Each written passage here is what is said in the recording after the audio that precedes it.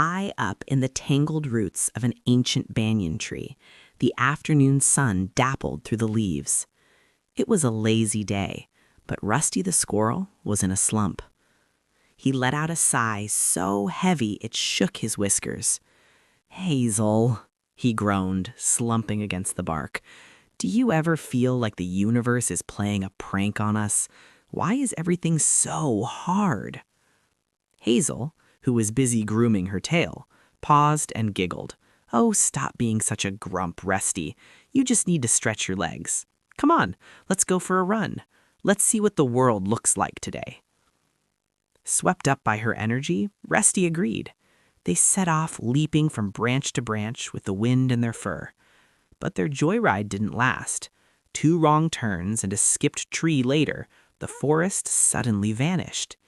They had stumbled into the city. It was a nightmare of concrete and noise. Metal monsters roared past on black rivers of asphalt. Horns blared like angry beasts. It was a world no squirrel was built for. "This isn't home, Hazel. It's a trap," Rusty squeaked, panic rising. He tried to scramble up a wall, but his claws slipped on the smooth stone, and thump! He tumbled straight into a shallow roadside pit. He wasn't hurt, but his pride was shattered. He sat in the dirt, dusty, embarrassed, and suddenly very hungry. That's when they saw him, a lone banana tree standing stubbornly near the edge of the pit. He looked old and weathered, his broad leaves drooping like tired shoulders. Rusty looked up with pleading eyes. "Hey, Mr. Banana Tree," he called out, his voice trembling. "You wouldn't happen to have a tasty flower for a hungry traveler, would you?" Suddenly, the tree moved. The trunk shuddered, and the large leaves swiveled down to look at them. A deep, woody voice rumbled from the stem, startling Rusty so much he nearly fell over again.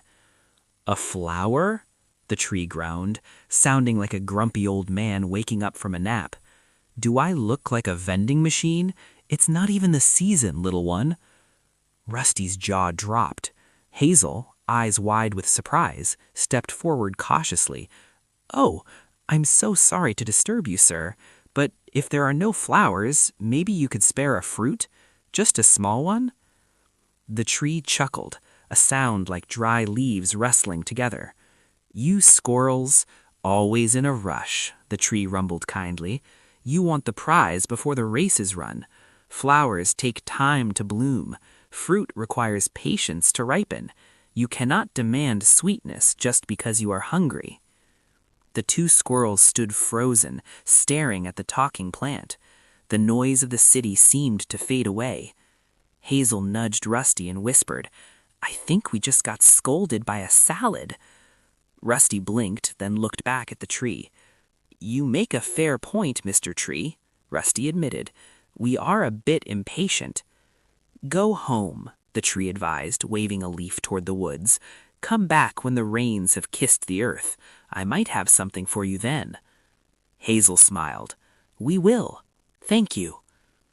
As they scrambled out of the pit and turned back toward the safety of the woods, Rusty felt a lot lighter.